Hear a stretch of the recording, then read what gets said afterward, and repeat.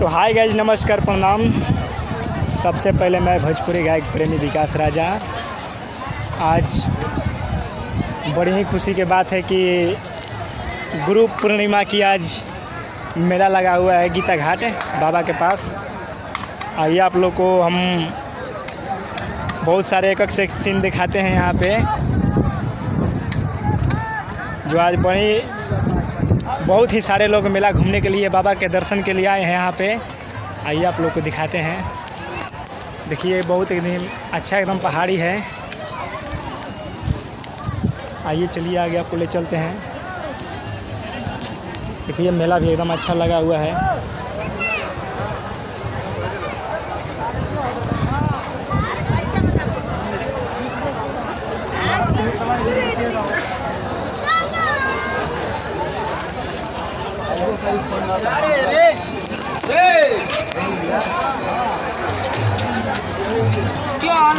चले भलवा चल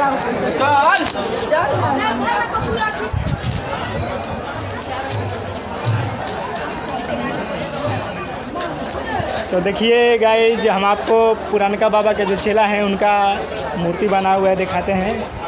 आइए देखिए, यही है बाबा। देखिए, मैं बाबा से विनती करूंगा कि बाबा कि जो लोग आए हैं उनको बढ़िया से अपने अपने घर चले जाएं और मेरे पे भी कृपा बनाए रखें बाबा। देखिए यही मंदिर है जो बाबा जी हैं।